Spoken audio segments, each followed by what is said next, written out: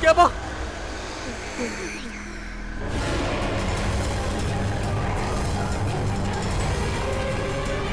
ये बारू तू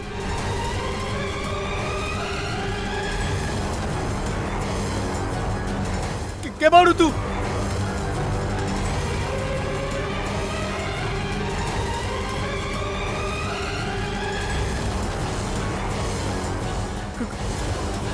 क्या बारू तू?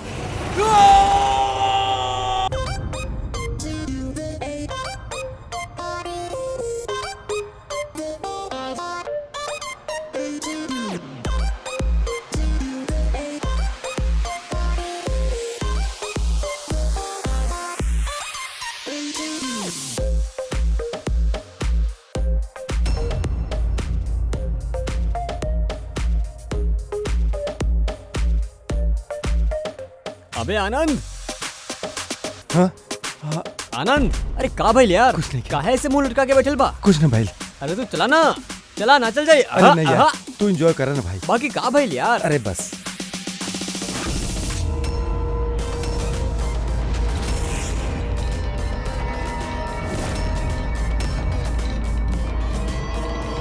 आनंद, आनंद, आनंद।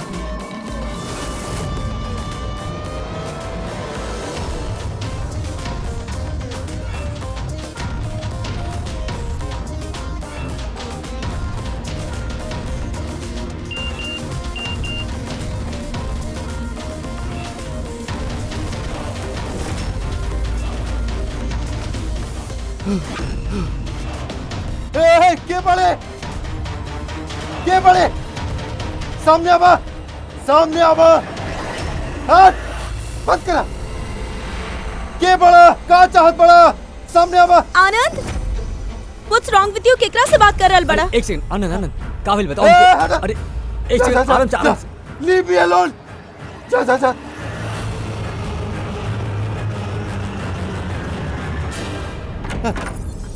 आनंद,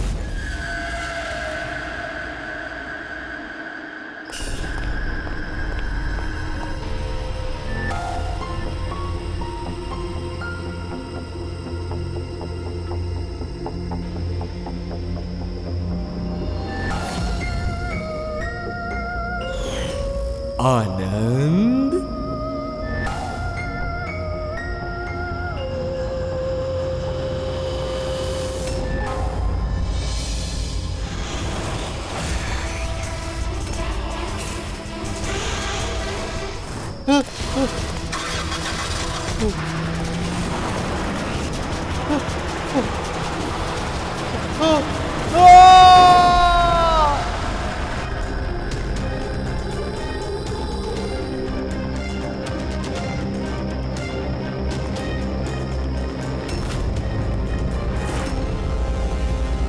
सर क्राइम सीन पे ही बानी हम लोग। पूछता चल रहा, हम इन्फॉर्म कर रहे नहीं सर आपके। जी सर, बाय। हाँ बतावा। आनंद पूरा पार्टी में हम सबसे अलग बैठल रहे, कुछ परेशान रहा और शायद घबराइल भी। फिर अचानक से उठल, जोर जोर से चिल्लाए लागल और फिर बाहर चल गई। सर उता पार्टी खातिर हमेशा तैयार रहत रहा। हमरा ख्याल से हमने सब में वह रहल जे हम सबसे ज्यादा पार्टी के एंजॉय करत रहल। बाकी आज ओकर पार्टी करे के मन न रहल सर। अच्छा, पिछला कई दिन से बहुत अजीब सा बिहेव करत रहल। बात करत करत चुप हो जात रहल और कईयो बार ओकरा मुंह से कोनो ऐना के नाम सुननी। नींद में भी ऐना बड़बड़ात रहे। ऐना के है ऐना? आप में से केहू ना जाने ला ऐना के बारे में? ना सर। अभिजीत, अगर गाड़ी के सामने अचानक से केहू आ जाए और अचानक से ब्रेक मारे के पड़े तो स्किड मार्क्स आवेला, टायर के निशान आवेला सड़क पे। बाकी यहाँ पे ऐसा कुछ भी नहीं की ना। मतलब ये एक्सीडेंट ना हो सकेला। केहू तो जानबूझ के आनंद के उड़ौले बा गाड़ी से। ये सिल्वर गाड़ी XY 3240 के करा हमारा सर। बाकी सर हम पूरा रात पार्टी में ही रहनी, हम कुछ ना कहनी सर।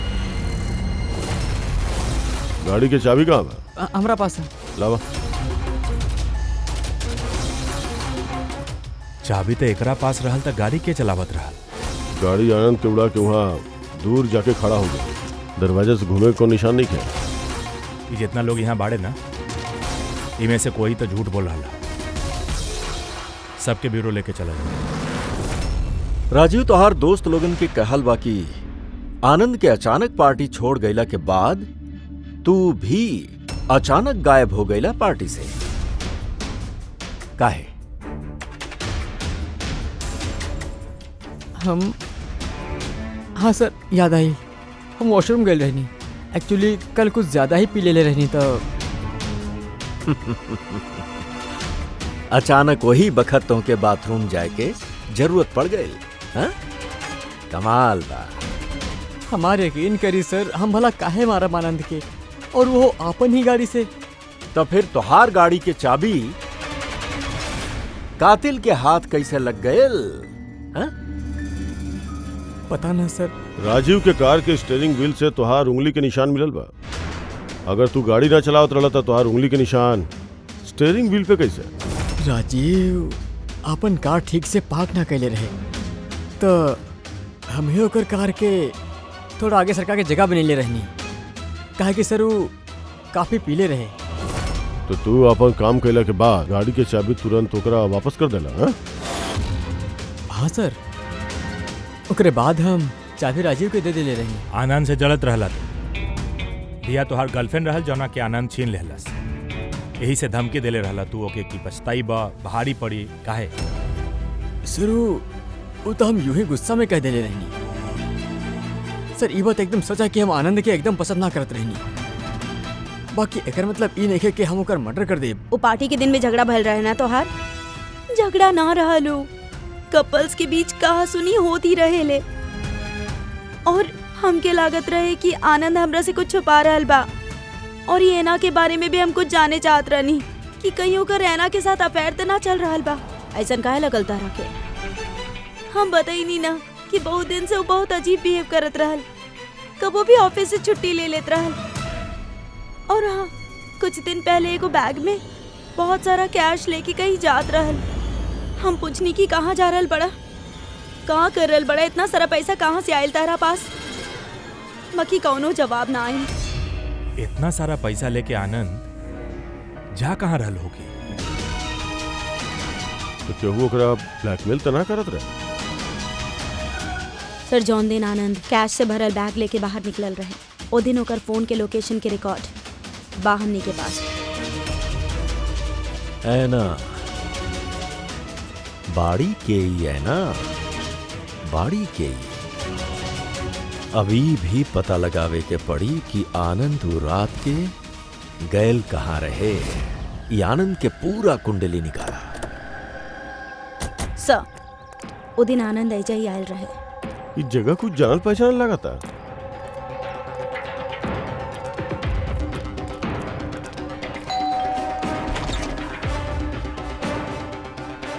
यस। आनंद के जाने नहीं आप? आनंद?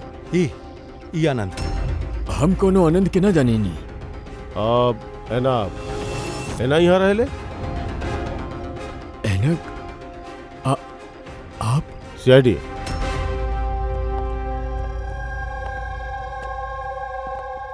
माय wife Jennifer, my son Jacob. Sir आप एना के बारे में काहे पूछता नहीं? हमनी के एना से बात के चाहता नहीं। वो इजे रहे ले ना? सर 5 साल पहला एक रोड एक्सीडेंट में एना की मौत हो गई। एक्सीडेंट? जी, कोनो कार टक्कर मरलस और वो टक्कर मारे वाला भाग गई। सर आनंद के केस में भी ऐसे नहीं भइल रहे। कहीं दोनों एक्सीडेंट के कोनो कनेक्शन तो नहीं? कब आनंद से कबो मिलनी ना आप? कुछ समय पहले वो आपसे मिले यहाँ आयल रहे? ना सर, एना के गैला के बाद यह क्यों ना आए? झूठ। उमरल नहीं खे, जिंदा बिया।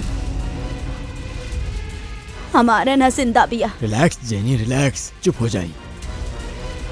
सर एना के गैला के बाद हमार बीवी सदमे में भी है, यही से आप एकरा बात पे ध्यान न दी। ना, हम सच करल बानी। हमारे ना मरल नहीं के। वो कहीं ना गइल बिया। वो हमरा से मिले आवेली, अपन माँ से बहुत प्यार करेली। उ सर हम आपसे कहनी ना हमार बीवी सदमा में भी आप एकरा बात पे ध्यान ना दी। ई कुछ भी बोलत रहेली। अच्छा, अगर हमार बात बकवास लगता था तो ई देखी, आप भी देखी, ई हमारे है ना बड़ी हमार। कुछ दिन पहले ही हमरा से मिले आयल रही। ये हमार पति की तबीयत ठीक ना रहेला ना, कुछ काम ना करेले ना, यही से एना ही घर खर्च खातिर पैसा छोड़ के जाले यहाँ। हाँ। सर ये आनंद आयल रहे यहाँ पर कैश लेके, कहीं ओकर बात नहीं कर रही।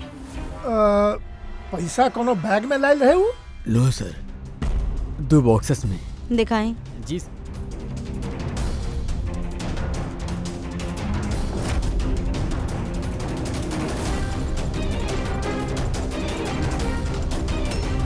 आप समझ में आयली ये जगह हमकी जानल पहचानल काहे लागता। हम यहाँ पे आ चुकल बनी। यहाँ हाँ, कब सर? करीब 5 साल पहले एगो किडनैपिंग के सिलसिला में पूछताछ करे आयल रहनी। विवेक ओकरा के वो किडनैप कर लेहलस और वो आपके स्टूडेंट रहे। ओकरा बारे में कुछ सवाल करे के बाद। बहुत अच्छा लड़का रहे, बस वो ठीक हो के और जल्दी घर आ जावे। कब से जाने नहीं आप विवेक के? अभी कुछ महीना पहले हमरा पास ट्यूशन ले भी आयल रहे। और आखिरी बार कब देखले रहनी ओकरा के? ओकरा में कोनो चेंज नजर आयल का? मतलब कोनो ऐसन बात जे आपके अजीब लागल होके? अभी कुछ दिन पहले हम होकर घर गए रहनी, तब तो सब ठीक रहे। बाकी अचानक ही ये किडनैपिंग के न्यूज। अगर ओकरा कुछ हो गया था सर प्लीज आप ओकरा के ढूंढी प्लीज। एना प्लीज संभाला अपने आप के। डोंट वरी, विवेक सही सलामत आ जाए। विवेक के फैमिली किडनैपर के फिरौती के रकम दे देले और ओकरा बाद वो घर भी वापस आ गई रहे। लेकिन किडनैप के कैले रहे ओकरा ये आज तक पता ना चला। इतना तो हमके भी याद आ रहा था कि वो किडनैपिंग के दौरान ही एना के एक्सीडेंट भइल रहे। बाकी हमरा समझ में एक बात नहीं आ रहा कि एना इतना रात के ओ सुनसान रोड पे गइल काहे रहा। ओके तो उस समय घर पे होवे के चाहत रहे, यहाँ डिनर खातिर।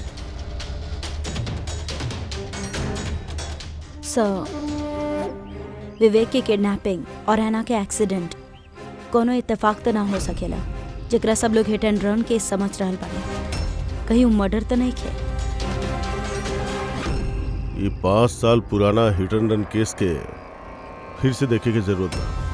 ये केस से जितना भी जुड़ल लोग बाड़े वो सबसे मिले के पड़ी, और वो पुलिस टीम जो नी केस पे रहे उनकरा से भी। और सबसे पहले ये विवेक से बात के लिए बहुत जरूरी बा। वह हमनी के बता सकेला किडनैपर के बारे में। सर जौन रात एना के एक्सीडेंट भइल रहल वो रात पुलिस नाकाबंदी कैले रहल और जितना भी गाड़ी वहाँ से क्रॉस भइल रहे सबके एगो लिस्ट बनावल गई।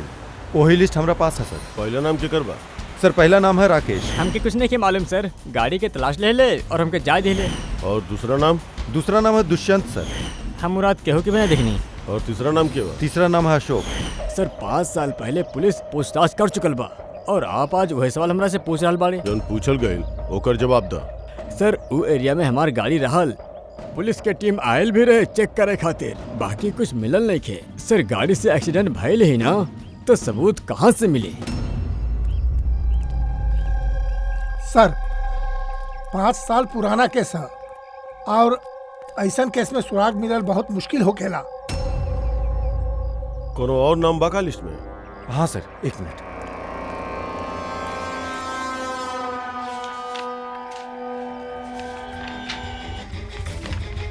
ई है सर, ई Paresh, plot number 21 Shastri Nagar Mulund. Plot number 21 शास्त्री? ये तो वह जगह बा जहाँ 5 साल पहले आनंद और ओकर परिवार रहत रहे। तो कहीं परेश आनंद के पिताजी तो नहीं खान? मतलब आनंद के पिताजी के गाड़ी वहाँ पे रहे जहाँ पे एना के एक्सीडेंट भइल। देखे के ही पड़ी कि गाड़ी के चलावत रहे आनंद की ओकर पिताजी परेश 5 साल पहले ऐना रोड एक्सीडेंट में मर जाली और 5 साल बाद अब आनंद मर जाला सर, रोड एक्सीडेंट में ही। ये दोनों मर्डर में सर कोनो न कोनो कनेक्शन जरूर होखे। चला। वो बहुत मुश्किल घड़ी रहला हम सबके खातिर। अभी याद करेंगे तो काप जावे नहीं। हमारे बेटा के नया जिंदगी मिलल है, वो घर लौट आयल बा, ये बहुत है। का जरूरत था फिर से वो बात दोहरावे की? जरूरत नहीं के हो तो हमने यहाँ आती ही ना। हमने विवेक के ज़्यादा परेशान ना करल जाए, बस कुछ एक सवाल है जवन हमने इसे पूछा चाहता नहीं। देखिए, विवेक पर वो घटना के असर अभी भी बा। ऐसे हमने एकरा खातिर एगो काउंसलर रख ले बानी। जी, हम सोनिया सर विवेक के काउंसलर बानी, एकर मदद करतानी। ई भयानक हादसा के याद से निकले में पोस्ट ट्रॉमेटिक स्ट्रेस डिसऑर्डर से पेशेंट कैसन महसूस करेले आप लोग तो जाने ले ही। सर, जब विवेक किडनैपर्स के पास बंदी रहल तो ओकरा बहुत सा नशीली चीज़ दिहल गल रहे ताकि वो होश में ना रह पावे, केहू के याद ना रख पावे।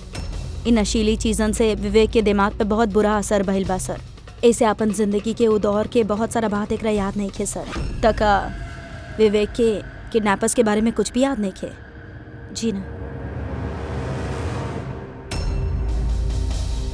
विवेक, आप तनी ये फोटो देखी, कुछ याद आ रहा आपके? ये आपके ट्यूशन देते रहनी, पढ़ावत रहनी आपके टीचर।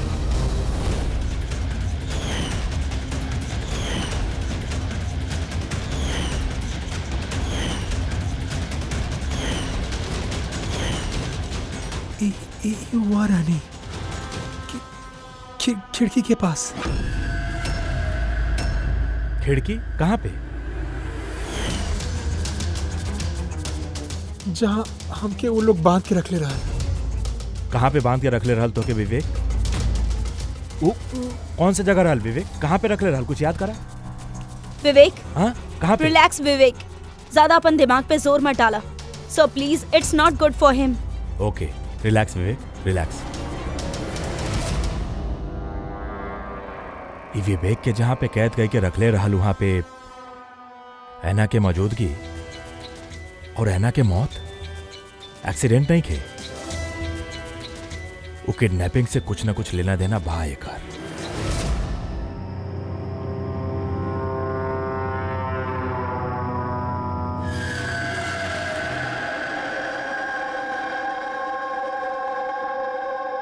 पंकज, एक बात समझ में नहीं आ रहा। 5 साल पहले मर गई लड़की अपन माँ से मिले कैसे आ सकेले? ये तो नहीं पता करे अलबानी ना फ्रेडी सर। हाँ यार, ये आत्मा के चक्कर ना होके बस। अरे यार, काहे जबरदस्ती ऐसा बात करे नहीं आप? यार हमके डर लगे।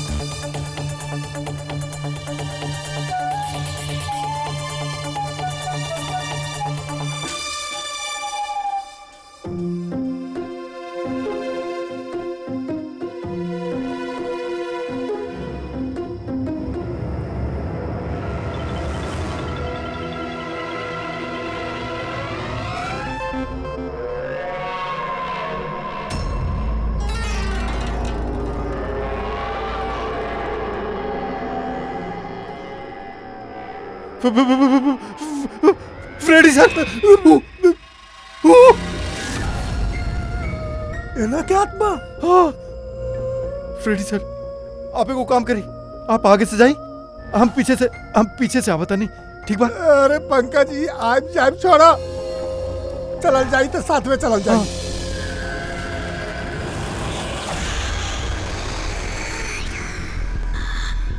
ये एगो लड़की से डर रहल पड़ा। का बात कर रहा था फ्रेडी सर? अरे चुप रहा। लड़की के आत्मा समझ लो। अरे कहाँ गेली? अरे इधर आली सर। अरे का बात कर रहा है यार? देखते देखते एगो लड़की आँख के सामने से गायब हो गई, ऐसन कैसे? सर हमने सच कहता नहीं, हमसे को पूरा ध्यान रहा ओकरा पर, बाकी वो पलक झपकते ही गायब हो गई। सर हम दावा के साथ कह सके नहीं, वो एगो आत्मा ही रहल। एगो अच्छा खबर है। का है सर बताई? ई जौन 2 डब्बा है ना, ई डब्बा में ऐना के फैमिली के रुपया भिजवावल गई रहल। भाई में से एक डब्बा त आनंद के है, बाकी दूसरा डब्बा ये आनंद के नहीं खे। का ये आनंद के नहीं खे? कैसे? ऐसे ई डब्बा पे ई जूता के नंबर लिखल है। का नंबर? 11। और आनंद के जूता के नंबर का रहल? 8। तब ई जूता आनंद के तो नहीं हो सकत, और ऊ रहत भी अकेले रहल, तो इहो ना कह सकली कि कोनो फैमिली मेंबर के होखी। डॉक्टर साहब, यो तो हो सकेला कि आनंद ई बक्सा कहीं और से लायल होके। हो सकेला, दया जरूर हो सकेला। बाकी भाई, अगर आनंद ई बॉक्स कहीं और से भी लैले होखत, तो आनंद के उंगली के निशानी डब्बा पे तो होखत ना। आनंद के उंगली के निशान है ये ना है एकरा पर, तब फिर हाँ तो ऐसा बोली ना सर, घुमा फिरा के बोल रहल बानी। सालुंखे बानी नहीं यार। मतलब सर केहू और भी बा जेकरा ब्लैकमेल करल जा रहा एकर मतलब एना के परिवार के केहू चोरी छिपे मदद करे के कोशिश कर रहल बा। बाकी का है, कहीं ऐसा तो नहीं है कि वो अपना आपके एना के मौत के जिम्मेदार समझत होके और यही से हो सकेला। अच्छा डॉक्टर साहब, ये जवन बॉक्स मिलल है 11 नंबर वाला, इनमें से कुछ और मिलल आपके, कुछ बता सकेले? हाँ, ये कंपनी के एगो कागज रहल जौन चिपकर रहल, सब कुछ तो फाड़ दिले, बाकी पे 2 अक्षर लिखल बा, SH। ये बॉक्स पे बार कोड तो बा, कम से कम ही तो पता चल जाए कि बॉक्स आयल कहाँ से रहे। सर पिछला 1-2 महीना में हमने सैकड़ों जोड़ी जूता बेचे नहीं है, फिर कैसे याद रहे कि कौन से डब्बा में कौन से ग्राहक के जूता बेचले बानी। तो हर बात सही है, बाकी ऑनलाइन बिजनेस है ना तोहार, तो कौन ई कॉमर्स वेबसाइट के जरिए ही बेच रहल होकर? जी सर। हमने के शू बॉक्स पे एगो छोट से लेबल मिलल, तनी अपन रिकॉर्ड दिखाई, हमने चेक कर लिया। श्योर सर।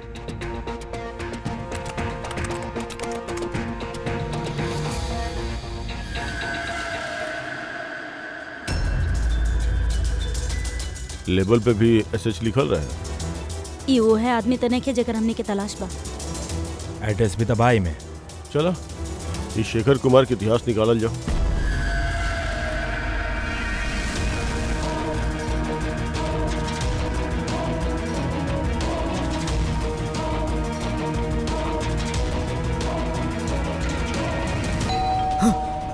इस समय क्या हो?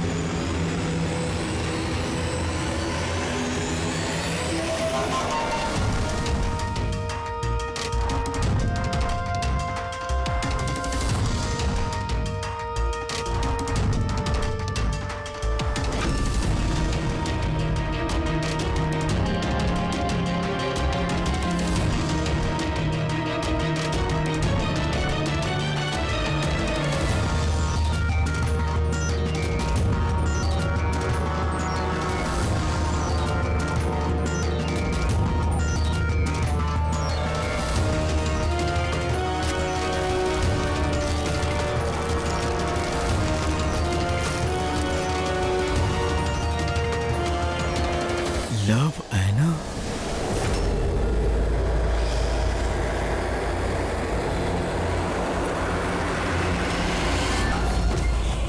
देखो हम क्यों ना मारा। ऐना प्लीज सुनो, केहू दरवाजा खोला, केहू बा। शेखर हमरा पास आवा।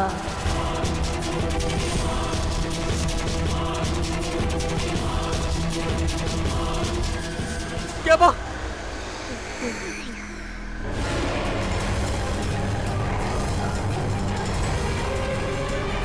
ये बारू तू?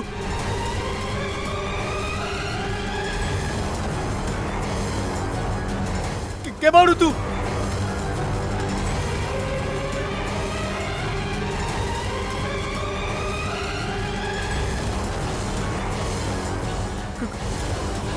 क्या बारू तू?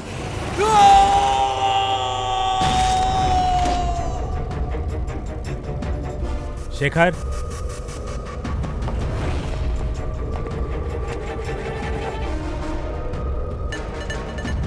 गुनाह कबूल करा, confess.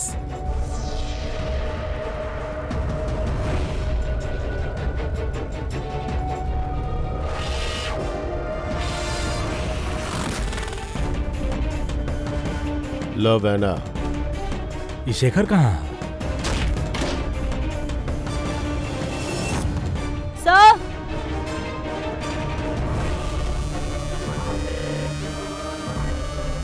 He is no more sir. जौना के डर रहल उहे भाई। ऐना संभाला अपना आपकी। एना के बॉयफ्रेंड शेखर ही बा। पहले आनंद और अभी शेखर। सर यही खातिर ही पैसा देके आना के मदद करत रहल, बाकी कुछ न कुछ तो गलत कैले बाई। ऐसे बाहर दीवार पे लिखल बा कन्फेस, गुनाह कबूल करा। घर के तलाशी लिहल जाए, पता तो चले आनंद और ई शेखर के आपस में कोनो कनेक्शन रहेगा।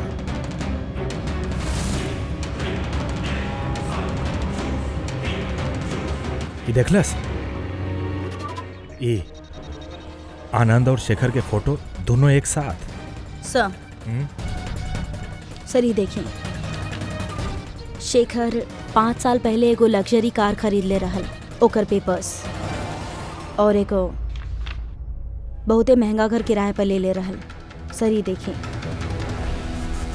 5 साल पहले एगो किडनैपिंग भइल रहे और 5 साल पहले ही शेखर ये सब खरीद लस।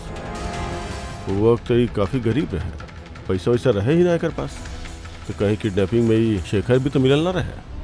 हो सकेला आनंद और शेखर दोनों दोस्त रहल और दोनों मिलके शायद विवेक के किडनैपिंग कैले और यही खातिर दोनों के जान गए। बाकी 5 साल बाद के बदला ले रहा ली लोगन से।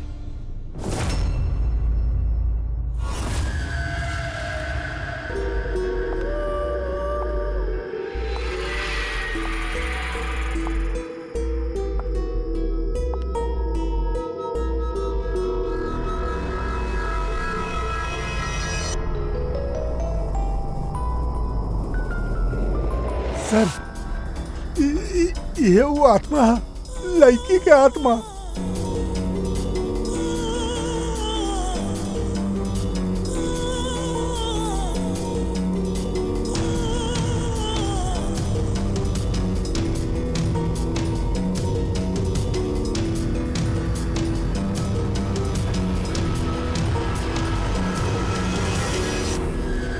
तू? जी हाँ, आपके बेटा जैकब अपन बहन के कपड़ा पहन के घूमेला। सर हम बतेले रहने ना आपसे, ऐना के मौत के जैकब के बहुत बड़ सदमा लागल बा। जैकब और ऐना जुड़वा भाई बहन रहल। ऐना हम सबके बहुत ख्याल रखत रहल, बाकी ऐना के गैला के बाद जेनिफर हमेशा जैकब से कहत रहल, ऐना होखत तई होखत, ऐना होखत तई होखत, ऐना ये ड्रेस में ऐसन लागत, ऐना वो ड्रेस में वैसन लागत। बस सर धीरे धीरे सब बात जैकब के दिमाग में ऐसन असर करे लागल कि वो अपन बहन के पहचान के आपन पहचान बना लेलस। बाकी सर हमार बेटा दिमागी तौर पे जरूर कमजोर रहा, बाकी ई केहू के जान नहीं के ले पाई। अपन मरल बहन के बदला लेवे खातिर भी ना। अरे सर एक तरफ देखे तो सही आप। शेखर के साथ करीबी रिश्ता रहल ऐना के। शेखर कैसन इंसान रहल, कुछ बता सकेले ओकरा बारे में? सर वो दोनों एक दूसरा के बहुत पसंद करत रहले। बाकी एक्सीडेंट से कुछ दिन पहले ऐना शेखर से नाराज रहे लागल रहे, उससे अलग होए के चाहत रहे। शेखर से नाराज होके के कौन सा कारण हो सके? होके ना होके विवेक के बारे में सब जानकारी शेखर भी ऐना से ही हासिल कैले होके। ओकरा बाद उ विवेक के किडनैप करे के प्लान बनौलस और किडनैप भी कैलस। कोनो तरह से ऐना के पता चल गेल होकी और उ रात उ शेखर के पीछा करत करत उ जगह पे पहुंच गेल जहाँ पे शेखर विवेक के किडनैप करके रखले रहे, और कोनो कारण ओकरा के वहां से भागे के पड़ल और वहां सुनसान सड़क पे कार से ऐना के कुचल देलस। और तब वो जगह जहाँ पे विवेक के बांध के रखल गेल रहे वो ऐना के एक्सीडेंट स्पॉट के आसपास ही बा। वो जगह ढूंढल चाहिए जहाँ विवेक के बांध के रखल गेल रहे। सर जहाँ पे ऐना के एक्सीडेंट भइल ओकरे आसपास सिर्फ यह एगो बंद पड़ल घर है।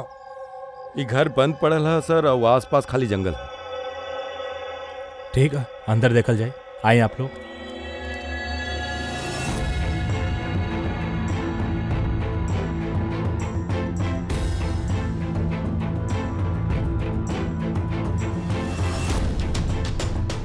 विवेक, ध्यान से देखा और अच्छा से याद करा। का ई उहे जगह है जहां तोहरा के लावल गल रहे? हाँ,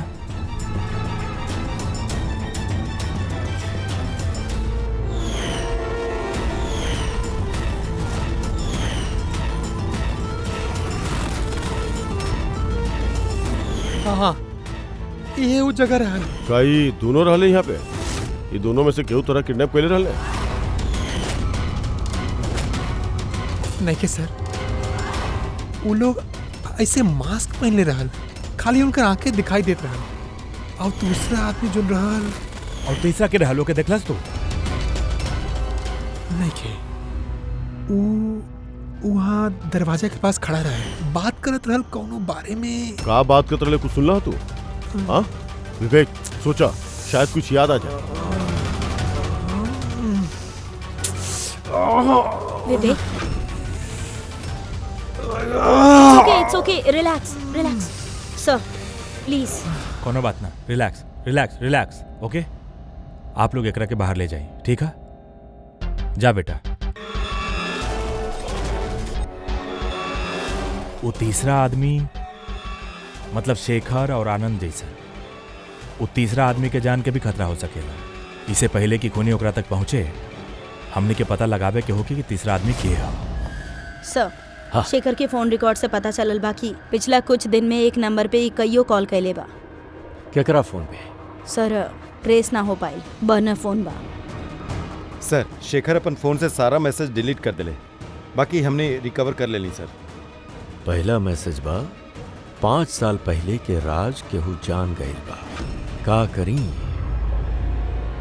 दूसरा मैसेज, बहुत बड़ प्रॉब्लम में बानी, मदद चाही तोहार, तोहरा से बात करे के बा, कॉल मी प्लीज। चौथा मैसेज बा, वो चाहत आड़े हम आपन गुनाह कबूल कर ली, अब बर्दाश्त नहीं के हो रहा, अगर हम फंसनी तो याद रखिया तू भी नहीं के बचवा। अभी हम जा रहल बानी ऐना के घर, ओकरे माता पिता के सब बता दे। सर, विवेक के किडनैपिंग में ई शेखर शामिल रहल। अगर ये बात शेखर एना के परिवार वालन के बता देले रहे, तो एना के परिवार वाला पुलिस की बात कहे ना बतौले? वह तो पुलिस और सीआईडी से सच से पहलस कहीं ऐसा तो ना कि ऐना के मौत के बदला लेवे वाला ओकरा घर के ही लोग होके। हम सच कहा तानी सर, हमनी के शेखर से कोनो बात ना भइल। वो हमनी के घर आयल ही ना। और सच कहा तानी सर, अगर वो हमनी के घर आयल होत ना तो हम ओकरा वही वक्त कह देती कि चला अभी पुलिस के सब बता दिहल जा। हम अपन बेटी के कसम खा के कहा तानी। सर, हमने के यकीन मानी, सच कहा तानी हम लोग।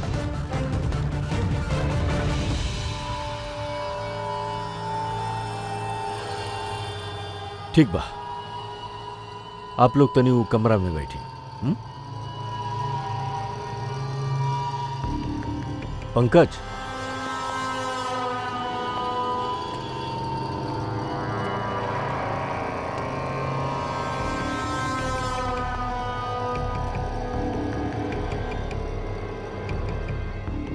हो सकेला ऐन वक्त पे शेखर अपन इरादा बदल दिले होके, वापस लौट गए होके। यो भी हो सकेला कि वो घर तक पहुंचली ना होके, वो तीसरा आदमी होके ऐना के घर के बाहर ही रोक ले होके ताकि वो अपन गुनाह कबूल ना कर सके।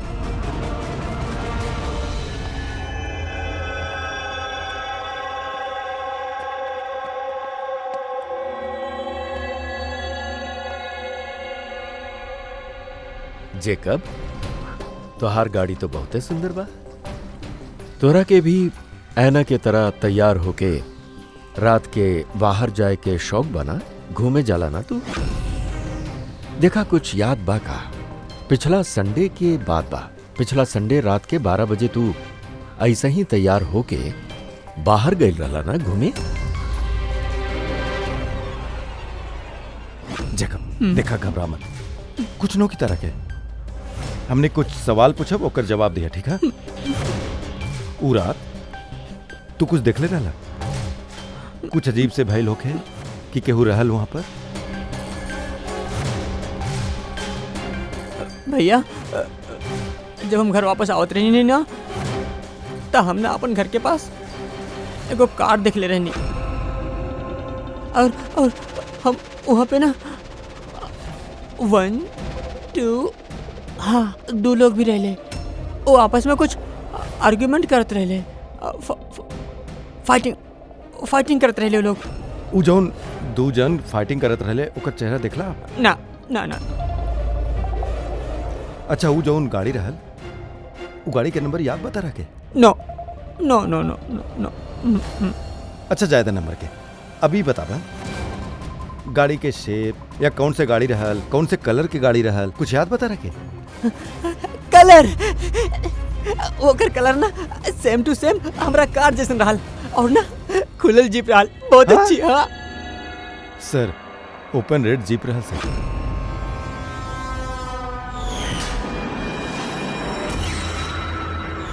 आनंद के एक्सीडेंट के समय जौन लोग पार्टी में मौजूद रहल उनके गाड़ी के साथ एगो लाल कलर की जीप भी रहल।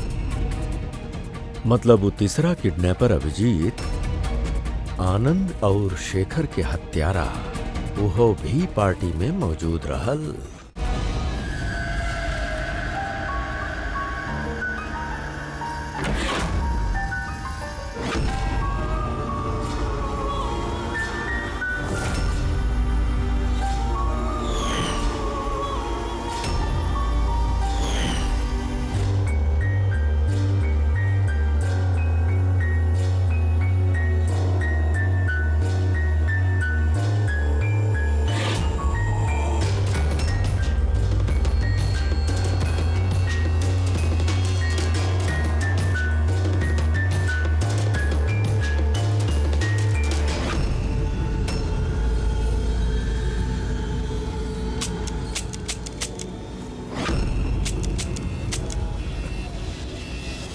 देखो हम जानता नहीं कि हमरा से गलती भइल, बाकी बाकी बाकी प्लीज हमरा के जाय दी।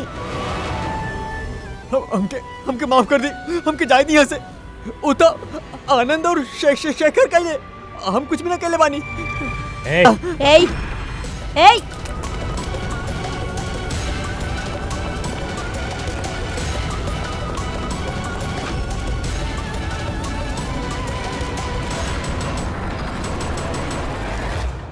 विवेक पे उ घटना के असर अभी भी बा। ऐसे हमने ओकरा खातिर एगो काउंसलर रख ले बानी।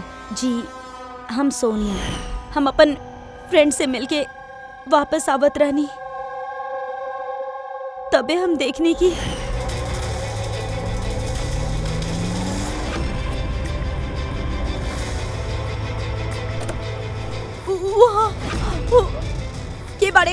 के बाड़े हो शेखर और आनंद तीसरा आदमी के बा बतावा।